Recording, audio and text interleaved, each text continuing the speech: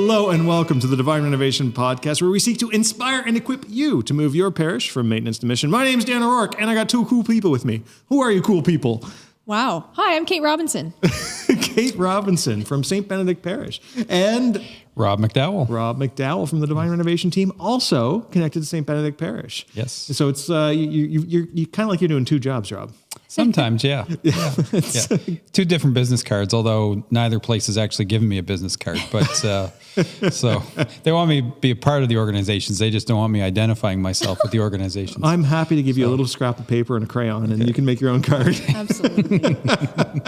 So look, guys, this is going to be an awesome episode. We're going to be having Naomi Lehew on later, and she's part of St. Anne's Parish, which is a parish in the Divine Renovation Network, and they're doing amazing things around Connect Groups. I'm really excited to be talking about Connect Groups today, because it is something that comes up a lot for the parishes that we work with. And Kate, you've got a connection to Connect Groups as well. Connect, I do. Get it? I'm saying Connect a lot. I love it. Say it as many times as you can. It's brilliant. And I actually watched Naomi because I did get a chance to watch. I know you guys did a leadership session with the network with her on Connect Groups, and it was fantastic. Yeah, we did a great deep dive. And so this is sort of the more, it's a simplified conversation compared to what we would have done with our network parishes in the webinar. But I'm excited. Naomi's going to be on in a little bit. But before we bring on Naomi, I want to just catch up with you two, see how things are going, and also to share with you that I had a great conversation yesterday.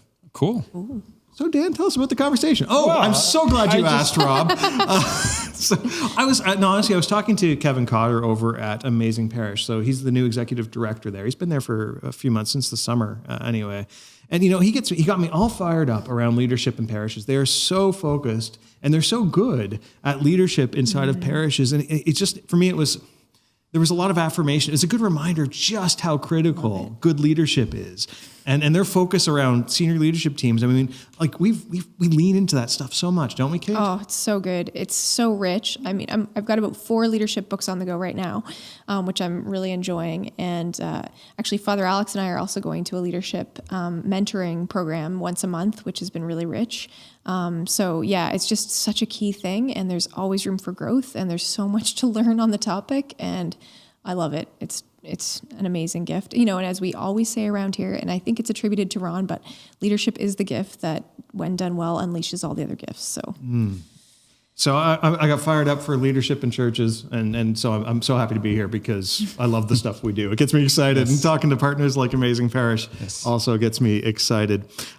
So Rob, because you're on the Divine Renovation team, I mean, I've seen your business card. It's a beautiful Crayola blue. Cool. I think one of the things that, as a team that we try and do is try and create connection. We're going to be talking about Connect Groups inside of a parish, but we also, as a team at Divine Renovation, we try and create connection. What are some of the ways that you've seen us as be intentional about creating connections internally? Yeah, I mean, first of all, you have to state it as a value, and then what's your structure, right? Because structure ultimately influences and affects the culture you're going to experience, because you can say you want to be something, but if you don't have a vehicle to get it there, it's probably not going to be. So, the different environments that we have here at Divine Renovation, so we have our Monday meetings, different teams connect. We have our Friday informal breakfast, things like that, to where we're just calling a timeout on business. And maybe not that we won't ever talk business in any of those environments, but it's just opportunities to connect as people and say, okay, the agenda here is that we don't have an agenda, kind of. And so we pray together, we talk together, we connect, and then we do other events outside of those meetings, which I'm told happen, but haven't happened since I've started here yet. But I have seen pictures on social media from before I came here, and I know there's a couple things planned after I've got here. Yeah, but we try and be intentional about that, because it's part of forming your culture, right? So it's not social gatherings for the sake of social gatherings. It's social gathering for the sake of affirming each other, of connecting with each other, and of forming the right kind of culture. Yeah. And I don't think we get it right. I really don't. I think we make steps in the right direction. But for me, anyways, and I don't know, it's fresh in my mind only because this entire studio smells like bacon. And so, because when we film, on our days that we film, it's the day that we have the optional gathering for the entire Divine Renovation team. And so there's one of our team members will always, and it rotates, volunteer to make breakfast. And this morning, obviously, bacon and eggs were on the menu, and man, it smells good in here today. Still does. Yeah. Yeah, it's a beautiful thing, and I love those mornings because of bacon, and also because it's a great chance to connect and to hang out with each other and spend time with each other and with co-hosts and I guests. want to implement that at St. Benedict for sure. We need a St. Benedict breakfast. Maybe we'll have Eggs Benedict or something, but I would love to try and implement that. I think that's a beautiful gift and a great cultural piece that you guys are doing really well with. So. Well, we as much as I think we do some things right, but the thing I think we struggle with the most is the remote team members, and we've got so many of them. I wish we could send them all bacon. Talking about team culture, it just reminds me that we had the blessing at the parish to be visited by a staff team of another local area Christian church that came, and they do a monthly team building where they go and they do different things. They'll go off site or whatnot. And so they asked if they could come to St. Benedict, and Father Alex took them through the Stations of the Cross, and then we had some social time to gather together and just to connect and hear about what it is that they're doing in their church, and meet and greet some of their staff. It was a really cool opportunity to just connect with another local church that are doing really amazing things. So that was a really cool blessing, and I thought, what a great idea, that monthly opportunity to just gather and, like you say, not be about business, but just connect as a team and grow together. So that was really cool. Well, I love it was interesting. Years ago, I came across a book called The Wisdom of Teams, and it was actually a research-based approach to what actually contributes to high-functioning teams. And so often teamwork, we talk about teamwork and it sounds great and it can be all rah-rah, but a lot of times when you get into teams, it just bogs down and, nobody gets excited about it. And it was interesting in the study, they said one of the things you have to commit to is recognize when you first come together as a team, you're going to be less productive than you were as a collection of individuals all on your own. But you have to trust the process to grow, because when you first come together, you're not automatically a team, you're a work group, right? And you have to learn different skills and it was interesting, and they talked about it, and here's these researchers that spent hundreds of hours and all kinds of stuff like that.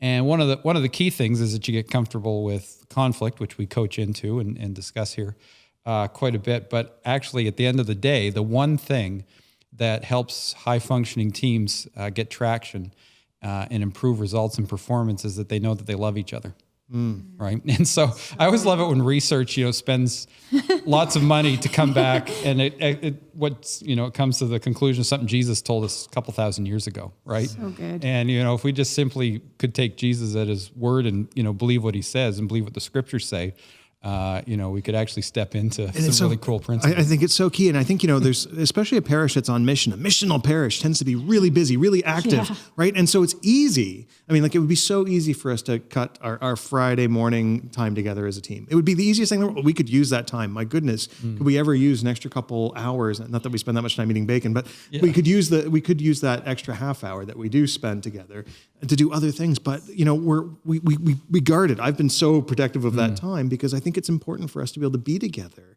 and to just, to love on each other, speak into each other's lives, to talk about getting your roof reshingled, which I think, you were talking about this morning. Yeah. And just, it's that kind of, that stuff that pops up that you wouldn't get a chance to hear otherwise. Yeah. Well, even in the conversation today, and, I see Nathan just about here every day, who's off set right now, and find out today he's talking about moving, and which I had an awareness of the move, but I wasn't brought up to speed on that. It's like, it's stuff I care about. And so now when he needs help moving, I'll know what day to be busy, but there's different ways. You're supposed to love him, Rob. Well, that means moving.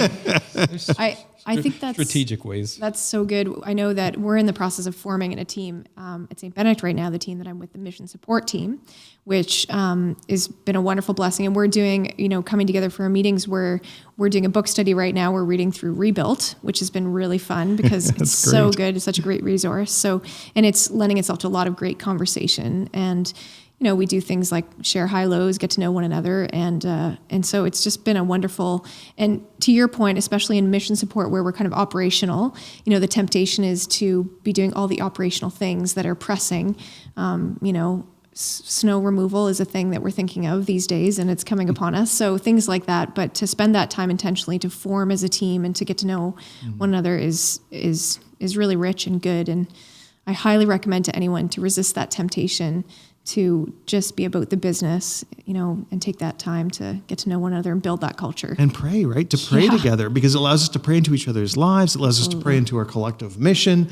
And I think it creates a different kind of bond. For sure. Absolutely. All right. So I'm so excited. Let's pause here because I want to bring on Naomi. I want to take advantage of as much of her time as we possibly can. So we're going to take a brief break, and we'll be right back with Naomi.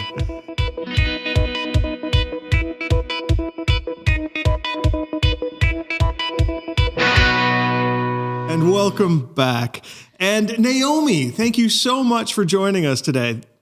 Dan, thanks for having me. It's nice to get to be a part of this. Well, you and I've had the opportunity to hang out like this in the past, the sort of the virtual conversation. But I'm so excited for everything that I hear going on at your parish. I'm so excited for what you're doing. But I want to introduce you to our audience, because so many of them, it'll be the first time to hearing your story and the story of what's happening at St. Anne's. Yes. So Naomi, what's your role at St. Anne's Parish? Yes, thank you. I'm the coordinator of discipleship here at St. Anne's with our Office of Evangelization. And so I work a lot with the Alpha program and then a lot with the Connect groups, those post-Alpha community groups. Excellent. And so your parish, St. Anne's, it was one of the earliest ones that got connected with the Divine Renovation ministry. Yes. So you've been part of the experience of being coached, and your senior leadership team there has been part of the coaching network for a long time. Yes, it's been extraordinary. Our pastor is in his 70s, but just was ready to go when he encountered this. And it's been just a phenomenal thing to be a part of, seeing this parish just really kind of move and change. We're a large parish, like a lot of parishes are. It takes a lot of momentum to get things going. And it's just been very exciting to get to be a part of it. Now, we've got parishes that connect with us from all over the world, but I know yours happens to be in Texas. Is that right? Yep. We're in Coppell, Texas, which is kind of a suburb of Dallas, kind of in between Dallas and Fort Worth. Now, some of the parishes we work with, Naomi, they tend to be a bit smaller. I know you don't have that problem, do you? There are parishes larger, but we're definitely considered on the large end for a Catholic church. So we run about 8,000 families. That would be large. Yeah. That's large. That's a Any way very you slice it. Yeah, that's a big coffee social. That's there you go. That's a lot of connect groups. Potential for a lot of connect groups. Lot of potential. Yes, a lot of potential. So here's one of the things that I've always heard Father James Mallon say is that the bigger you become, the smaller you must. Wait, no, that's not what he says at all. What does he actually say? Okay, I'm totally butchering the quote. It's not originally his quote, but it's basically that the larger the church size, the smaller you have to become. Like you were close, I think. And I butchered it too. But you have to work to become small. Right. And so you've got that problem like in spades, Naomi. Like your parish is huge with 8,000 families. My goodness. And so you have to be so intentional about becoming small. And you've got communities. You've leaned into the idea of connect groups as one of the ways to achieve that. Yes, exactly. So like you're just talking about, it's very easy for people to feel lost here. You can come to Mass and just remain anonymous, even if you've been here for years at a time. But I think we all know that people are longing to be known, that they're searching to belong, that they want to be cared for. And it's in a way that you can't expect our pastor and the two other priests to be able to do. And so that's one of the beautiful things I think about these connect groups, is that you're getting people in these small communities where they can really be cared for and known and loved. And I really like to think of it reminiscent of kind of like what the early church would have been, right? People gathering together in these homes, loving and caring for each other, growing together, kind of the phrase you hear a lot is doing life together.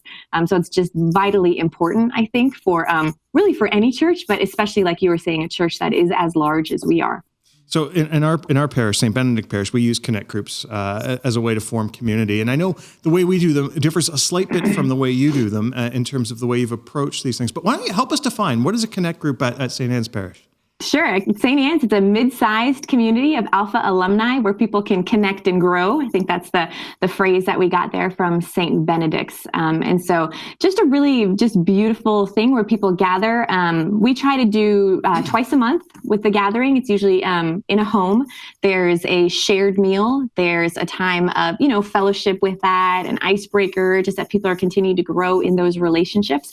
Some sort of presentation, teaching, sharing, witness, some sort of meat, content of the night, so to speak, breaking up into small groups within the larger group to really talk and to, dive into it, and then closing with prayer. And we really try to incorporate worship as a part of that prayer also. So I think a similar model to St. Benedict's. So the first thing that I picked up on that you said was the connection to Alpha. And so you said the Alpha alumni, and you kind of just dropped that and kept going. And so I think there's actually something there that's quite interesting. Yes. Do you want to talk about it a little bit? Help me understand. Well, and it's something that we're really even kind of, wrestling with ourselves, like as far as wanting many people at St. Anne's to experience the beauty of community and wanting to offer maybe different entry points, into that. But currently that the Connect group said, it's people who have journeyed through Alpha together, just to kind of have that same foundation, that they've been exposed to the Kerygma, that they have been exposed to the Holy Spirit, that they've been exposed to a certain way just of prayer and of openness, so that people are starting with a similar foundation. Right. Now, Kate, at St. Benedict Parish, I mean, you're in charge of Connect groups. You're in charge. So the way that you're seeing them evolve at St. Benedict, help me understand what you see as the connection between Alpha and Connect groups at our parish. So similar, the same as Naomi said, we do encourage the members of Connect groups to be Alpha alumni, because we do want them to have that foundational experience, the encounter with the Holy Spirit. And because we encourage everyone to come and to experience Alpha, so they know what Alpha is about, and they're much more equipped then to invite and to encourage others to come through Alpha. And so, that's our first step as well. Oftentimes for us, and it's maybe similar for Naomi in Texas, it's people who've come off Alpha team. So, they may go through Alpha the first time and then be invited back for team. And then, we treat Alpha team like our leadership pipeline. And so people are often identified through Alpha as, Connect group members and possibly Connect group leaders as well. So, right. Because leadership is such an important and key piece with Connect groups and their growth, right? That's It's funny. So I was at I go to a men's group this day of the week, every week. And it's fairly big. It's about 20 some odd people. And I was sitting there this morning, and one of the guys in my group, we were talking about Alpha, because he's the guy who leads Alpha at their parish. And he was talking to me about the different approaches because he's doing some research, the different approaches he's seeing to Alpha, and he's putting his finger right on the problem. He says so many of these parishes that he's connecting with, they're running Alpha, and then what? And it's the right. and then what is where they're running into problems. And he's like, he's created some discipleship groups, which I think is a phenomenal way, and certainly a functional way to approach the challenge. But what he's identifying is the and then what. And I think that's what you're addressing, right, Naomi? Right, exactly. And you see it like almost, the certain week in the Alpha course where people start to realize like, oh my goodness, this is going to end. And a lot of groups, it's like kind of a startling thought, because they have just grown so much and they've enjoyed it so much, and so much community, that question really starts to come. Like, what do I do after this? Obviously, like Kate was saying, Alpha team is a huge one that we really want to invite all of the guests to come back and be a part of the team. But then to really encourage them to continue that Alpha experience through these Connect groups. And so I know with the Divine Renovation model, we don't require parishes have Connect groups, right, Rob? No. So go ahead. Well, it's just ultimately, Connect groups, to your earlier point, the Connect groups kind of grew out of HTB, because I think they struggled with the what's next question as well. That's Holy right? Trinity Brompton, the church who Holy created Trinity Alpha. Brompton, yes. Thanks for the correction. And so I think that's one of the question every parish wants to ask. I think it's not should you do Connect groups or not. The question I think all parishes need to ask is, what is next, right? How do you help people to continue to grow and progress? We've settled on Connect groups being the best way in our context, things like that. But so I think that the question is the more important thing, as opposed to we need to do Connect groups because that's how they do it at St. Benedict, or that's how they do it at St. Anne's, whatever the case might be, right? So how are you going to help people continue on, I think, is the principle that you first of all want to be asking as you kind of continue on. I think that's so key too, because it goes to the why. Understand why you're doing something rather than just copying and pasting a model. And so, it's not just a best practice that you want to bring into your parish. And in the case of St. Anne, I imagine that you're seeing that it's working fairly well, that practice is a good fit for your context.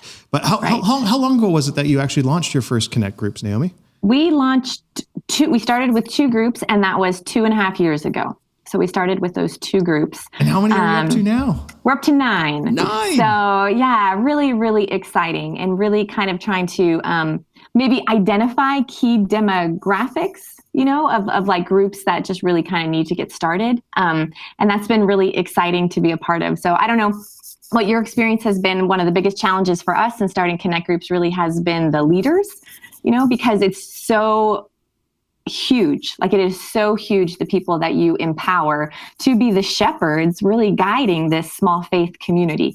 And so I think sometimes that is a challenge, kind of a limiting factor sometimes in expanding the group model, but feel just very, very strongly that you want to be sure that you have the right people that you are entrusting with that ministry, because it is just so key. So Naomi, how are you and St. Anne's, how are you guys finding your leaders? How are you identifying them, raising them up, forming them? What does that look like for you guys?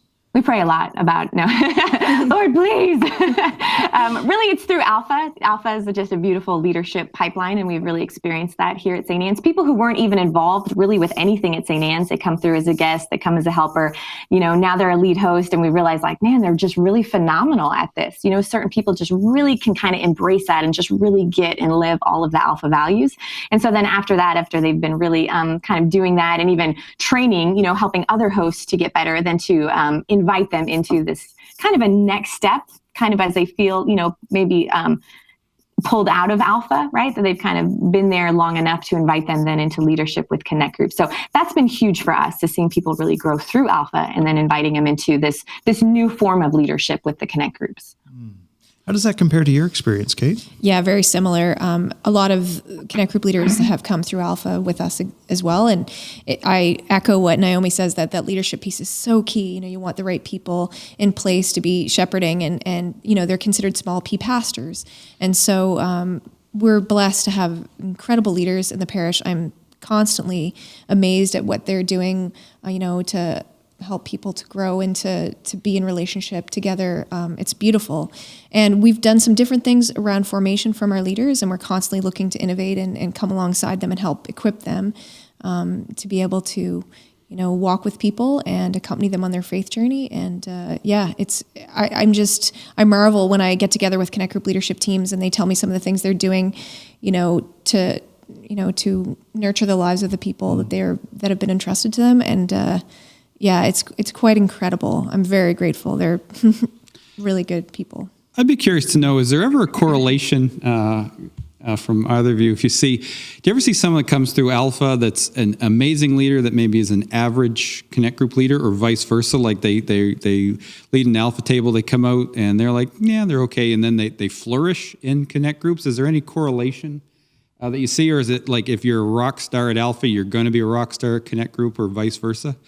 I'd be curious to know whether you see any translation. It's a really intriguing question. I don't know that I've given it as enough thought. Like, it's such a good key piece. I think what I have found is that with Connect groups, at least what I've seen with the groups, is that there's a little bit more freedom. If like one night doesn't go maybe as well, or maybe the leader didn't do the same, because there's such a buy-in from the community there already, that maybe it's even not as high stakes. Is that okay to say that? Of a leadership role? Right. Because sometimes on Alpha, it's kind of like, oh man, we don't want to, it's only week 3 and I don't want to, blow this and lose them forever. Not that anybody should approach it that way, because we trust the Holy Spirit to be at work. But I think that because the relationships really are so strong in Connect groups, that the leaders have at least a little bit more freedom, maybe, to even still continue to grow as leaders. I'm not sure, Kate, how you would speak into that. Yeah, I would totally agree with that. I mean, Connect groups really are families, right? That's how we consider them. And so, families can be messy, and families can have challenges or struggles, and families can be in a great season where things are going really well. And so it's interesting. I've had the experience where phenomenal leaders at small group for Alpha, who are just like so gifted, have been unsure if Connect group leadership is for them. And a couple of times I've been surprised, thinking, for sure that, I know hopefully they'll really want to take that step. And they're a bit hesitant and unsure of what that's going to mean. So we have to do a better job of, kind of communicating and sharing that will assist them and help bring them along. But I have had a few people who've said, I'm not sure I'm quite ready for that step. And sometimes that happens, if people aren't in a Connect group first, and then you're inviting them potentially to discern leadership of Connect group. It is probably helpful if they can be in a Connect group first and see what it's about, and probably to remove some of the, the pressure feeling or the thought that, what the expectation is going to be, to actually experience it and see, okay, no, I think, I can do this. I get what this is about now. I get that I don't have to do everything perfectly. I have to accompany people. There's some things that I need to assist with, but that all the pressure is not on me, as Naomi said. Right. And to speak to that, I'm sorry, just as a way, like as we were talking about finding leaders, something that has been really beautiful is to see not just right after Alpha Team, but really people go from Alpha Team and they join a Connect group. And so they're experiencing it, they're growing in it. And then you start to see like, wow, these people would be phenomenal leaders of a Connect group also. And so we've done it sometimes that way, where first they start in the Connect group as a member, and then we even kind of spread the group, where the original leaders kind of now take new leaders kind of under their wing and begin to form these new groups. Because I think you're right, there can be a lot of hesitancy if they haven't kind of experienced it and had a chance to grow into those relationships also. Naomi, one of the things that you said at the outset, and I think I heard the same from Kate, is one of the challenges is around leadership and finding the right leaders. And I know in the past at St. Benedict Parish, and maybe it's the same right now, but at least in the past, we had a lot of people who wanted to be in Connect groups, but we didn't have enough leaders to lead them. Like, and I know for a lot of parishes that might be listening, like you're like, what? There's a lineup to get into groups, and you like, it's like, yeah, no, we had like a lineup to get into groups, and we couldn't launch them because we didn't have the right leadership. What's your experience been like around that, Naomi? We're not quite there yet. We're not quite there. It's just still growing as a piece of the culture here at St. Anne's, because in a lot of ways we are still kind of new in this journey. So there hasn't been like waiting lists, to get into Connect groups. The thing for me has been more identifying like certain demographics. Like I really knew that we needed kind of a young adult group, so trying to identify young adult leaders, or certain things like that, or we really needed a kind of a mids, you're not like quite a young 20, you're a middle 30, but you're, maybe don't have a family yet and still trying to find your place. So for me, it's been more kind of strategically trying to see what demographics and communities maybe could benefit from some intentional community. I hope that we get to the day where people are just, waiting, to be able to get into these. You hope. I think Kate's hoping to get away from that day. Yeah. So it's challenging, though. I'm sure it's challenging to see this need and to not be able to meet it, all of the time yet. So.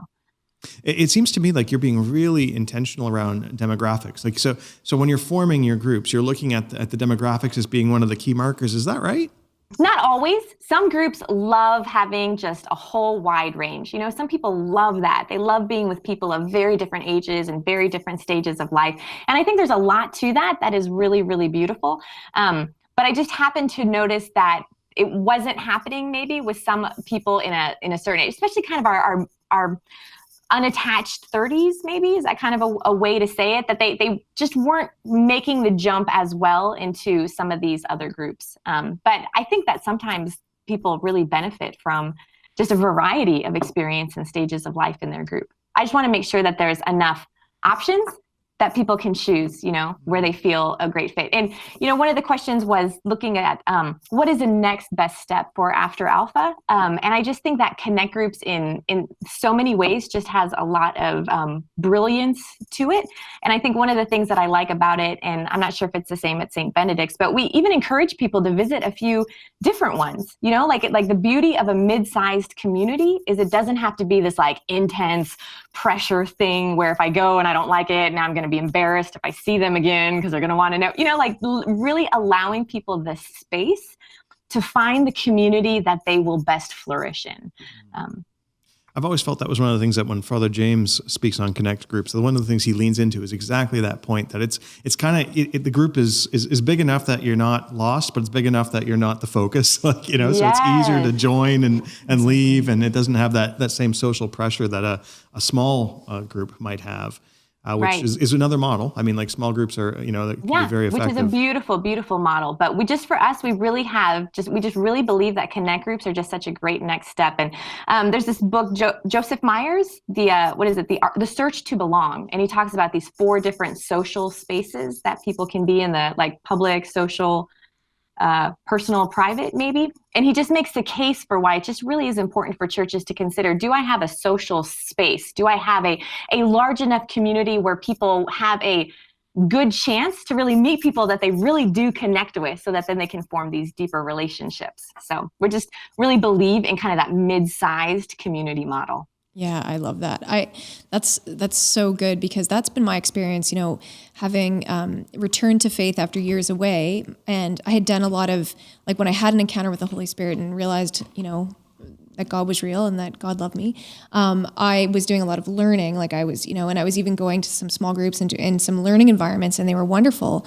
But I remember being at Mass one Sunday and just being, struck by the beauty and the reality of it, and then turned to someone beside me and was just like, this is real. And they were kind of like disinterested, and I was just kind of, it was like throwing cold water a little bit on, and for me, Connect Group, having that opportunity to have Christian community and be surrounded by people who want to like learn and grow, and want to know about me and in my life in the day-to-day, and doing it together, it just made such a difference.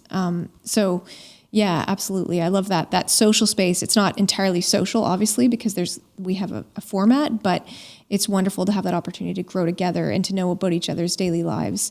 Like I often say, my parents, their generation, we knew who sat around us at church, like in the pews around us. We knew their statistics, like, oh, they have 4 kids and he's a dentist and she's a lawyer, or, various things, but you didn't necessarily know how you could be praying for those people. Whereas in Connect Groups, we pray together, so I know, like, we're often texting each other prayer intentions and requests, and it's just that fellowship, that community that's really, really rich and valuable.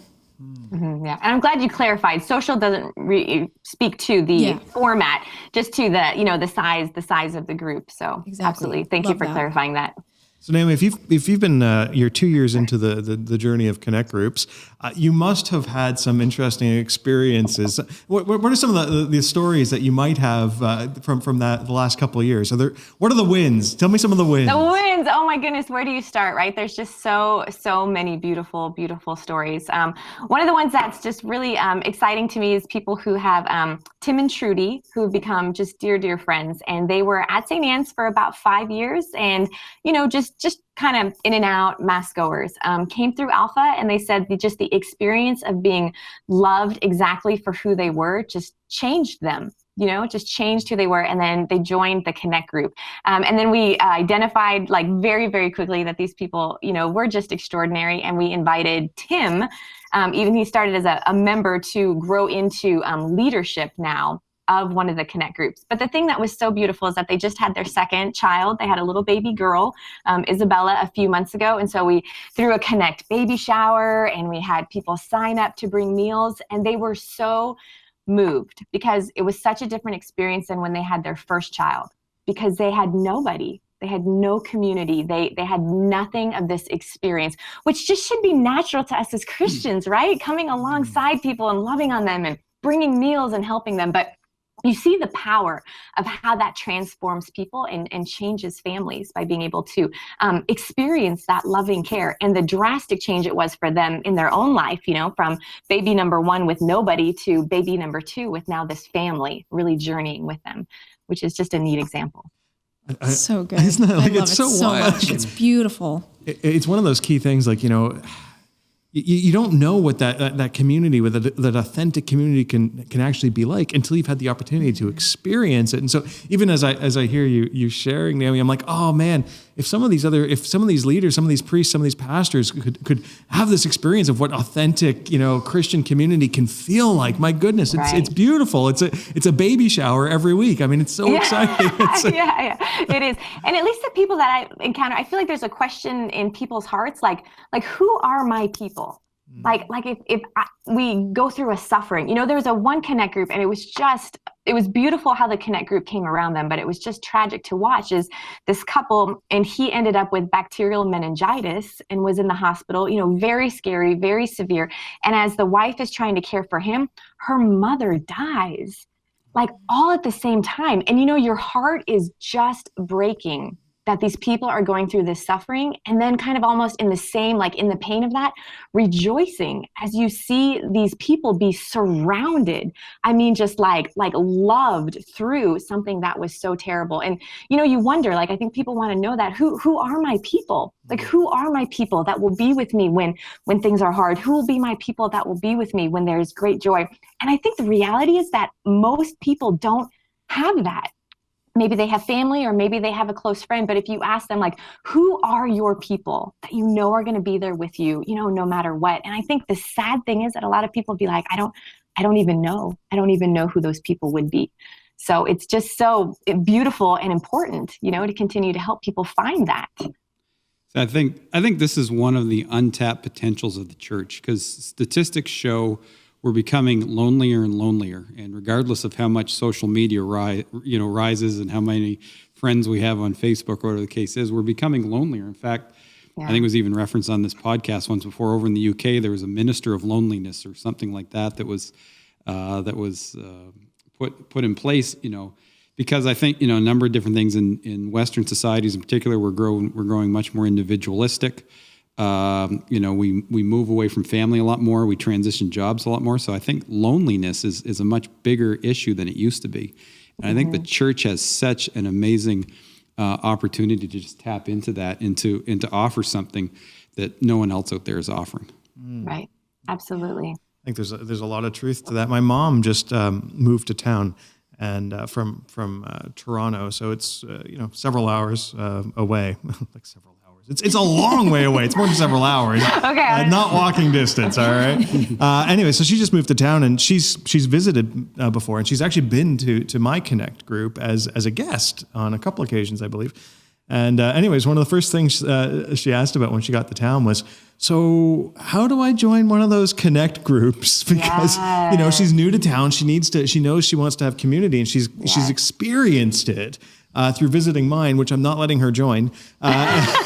Sorry, good choice, Dan. Sorry, Mom. There's limits. There's limits, and so. But that's exactly what she's craving, Rob. Because it's not that she's lonely, but she's experiencing sort of a desire for greater community now that she's in a place where she doesn't actually have it anymore. Yeah.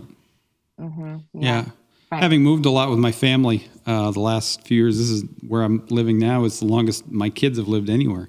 And so you feel that void every time you move, right? And it's the hardest thing to get established, and it's the thing that you hate leaving the most when you move, right? And I think the easier it is for churches to create on-ramps and be intentional about creating community for people.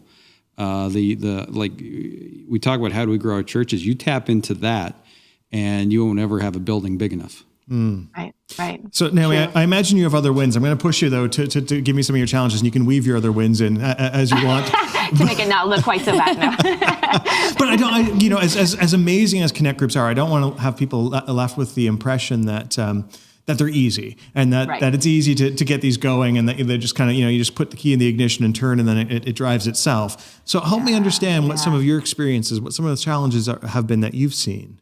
Sure. I think we talked about, finding the leaders is a big challenge. We shared a little bit about how we don't have quite the same culture. So getting people to make the jump to give them a try, to join them, we have to really work on how we're talking about them, how we're exposing people to Connect groups. I think let me ask you before you move on past that. How are you communicating about them to people at St. Anne's? Yes. A big part of it is that last night on Alpha, kind of talking about next steps. And so obviously talking about Connect groups there is a big thing. It's hard for people though sometimes if they're not really sure, what it looks like, or really the way that the Connect groups for us grow best is when Alpha team members are in a Connect group, and to say, hey man, come and check it out with me. Cause it's kind of a big jump just to be like, oh, I'll go try this Connect group. So they really grow that way. We're working on we're getting ready to launch a new website. And so helping kind of have Connect groups have a greater prominence, just trying to help them to be a little bit more just visible in the wider community. And then even, I don't know, trying to think about things like, like what a little video where you could see like, oh, they look normal and that's what you do. And you know what I mean? Like just kind of, oh, that makes sense now that I've kind of seen it, it doesn't seem like as big of a jump to show up at this person's house now. So still trying to figure out some of those ways as we continue to change the culture here of it. So that's so one for us. I think that's helpful, because I do think the way you communicate it, what a connect group is probably something that, like Kate, how do we do it at St. Benedict? What does that look like for us? I think we have similar challenges. Convincing people into leadership, is a thing, and then also convincing people.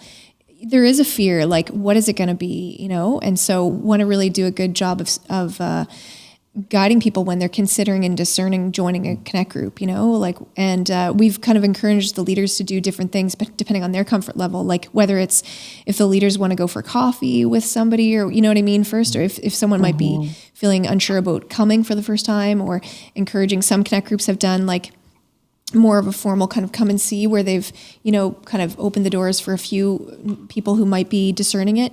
Just trying to have creative ways to onboard people into connect groups, and really to give them that message that it's to Rob's point earlier, you don't know what you're missing until you've kind of experienced it, I think, in a way. Like, I know one of the things Father Simon said, and in his book, is he initially had this, people are too busy, like they're not gonna, like, this is too much. And then and then he's like, actually not true.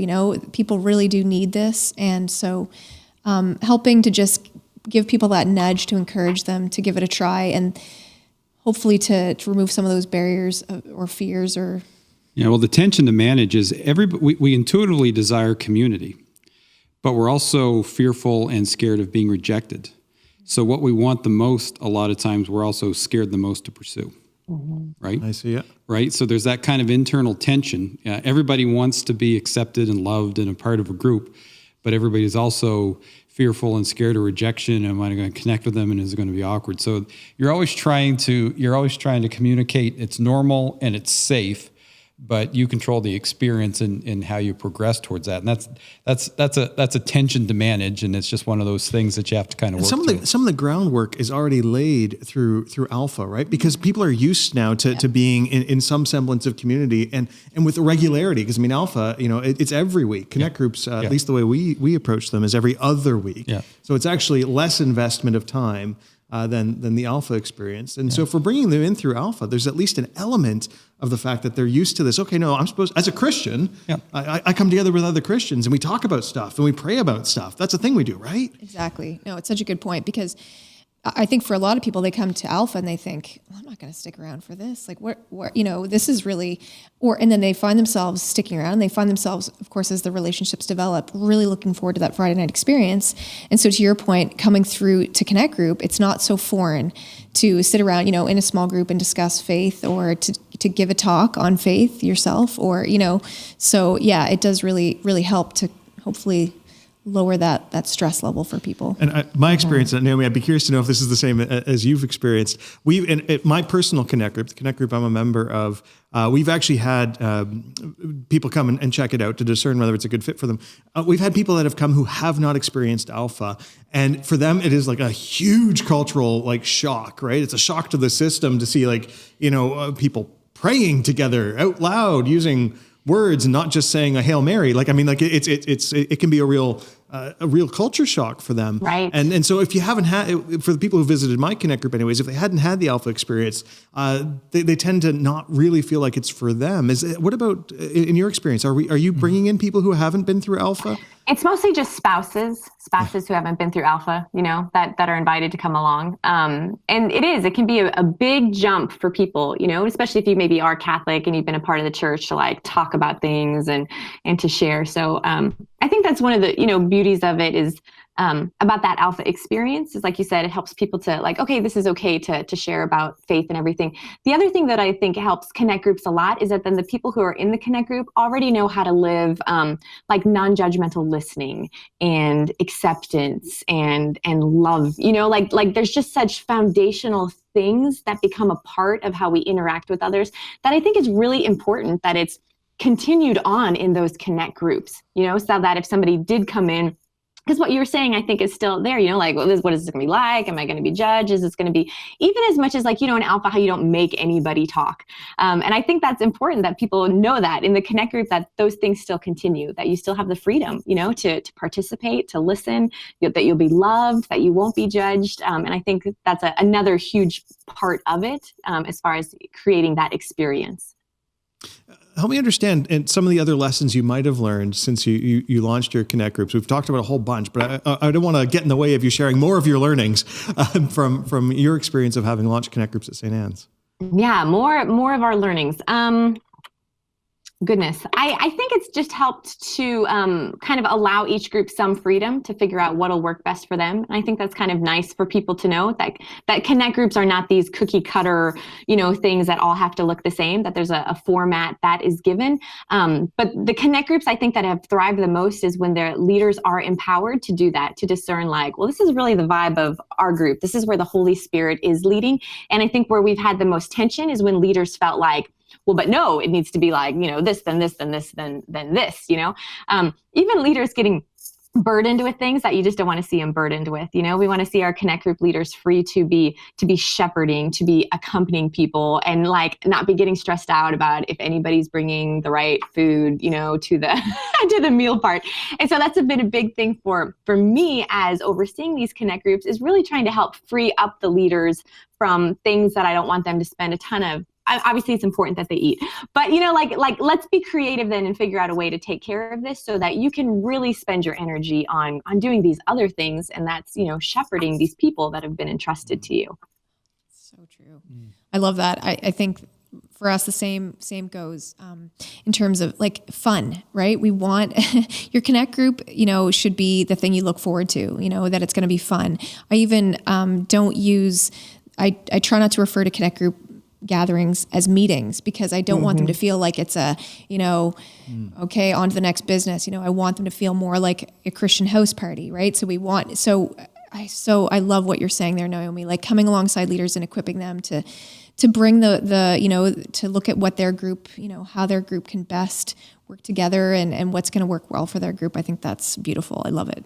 I still love, I appreciate the need for flexibility and to empower the leaders. And whenever I hear that, it always reminds me of a story from Paul Lang, who's off camera and off set, but he's on a production team, and at their first Connect group meeting with the potluck, and it was a young adult Connect group meeting. And so it was that younger age group. But him, along with all the other people who attended, all brought salad for the potluck. And I just, there's flexibility, and there might be too much flexibility, because that's a lot of salad.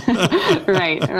In some ways it's fun and everybody chips in, but in some ways, you don't want people worried about that. So our 20-somethings group, somebody's in charge of ordering something, and then they all pay through their apps, like they just... I see Paul offset nodding, going like, "That's a great idea." So, yeah, But you love salad, Paul. That's awesome. Yeah, we do the same. Like for some of the groups, I'm always amazed. Some of the groups, they organize their food down to the very detail. And that really works for them, and they love it. And for our group, it's very much on the fly. Rob brings a roast chicken from Costco. Costco every time, and we love that. He's kind of known as Roast Chicken Rob. So that's wonderful. And it's low touch. We're hard cooking those. We love it. It's great. So I agree. Like, don't let those things be concerns or barriers, like do what works and yeah. Right. Because go ahead. Well, you just don't want your leaders to get distracted, from just really keeping it the main thing, and just the value and the importance of these. We were talking about that with Connect groups and one of the benefits of them, and people coming and going, and the loneliness, I think, is what you were talking about, right? This need to be known, but there also is just this real element of creating. They talk about a sticky church. Right, that people just aren't so transient. Even after Alpha, I think people can, still sometimes struggle. And so that you're creating these communities to kind of help people stick. So you're not getting them in the front door, but then losing them out the back. So Connect groups tend to be one of the things we get the most questions about at the ministry, because it's one of the things that interest, I think, pastors, priests, the most is, well, what are you doing for groups and how does that work? Which is part of the reason I get excited when we get a chance to talk about them. But so, Naomi, for people who are discerning whether connect groups are right for their parish, or perhaps they're just starting to launch them, what kind of advice might you have for churches that are earlier on and either in discerning or early days of launching? What advice might you have for them? Yeah, great. I think it's beautiful to just like you're talking about, like, just pray about it and consider, like, where is your church? Where do you feel moved? I think that there's a strong case that can be made for these mid-sized communities. And, as you look into different things versus like smaller discipleship groups or accountability groups, I think another important thing to consider is, has Alpha been running at your parish long enough where starting connect groups wouldn't kind of deplete your Alpha team too much or deplete some of your best leaders too soon? So there really is a lot of prudence. I know a lot of times, you have your first people go through Alpha and you're like, we need to do this, we need connect groups. But really there is prudence sometimes in pausing and allowing to make sure that your Alpha just is very strong and running really well, that you do have the leaders that you can bring into connect groups without impacting or to the detriment of your Alpha team, and that you just have enough people to start the connect group. So I think maybe even if you feel it on your heart, like, this is where we want to go, to really sit down and think about when then would be a good time for us to try to launch, to make sure that we're protecting our Alpha ministry also. I think that I'm over here nodding like crazy because I'm like, yes, exactly. Because I think there's such a temptation.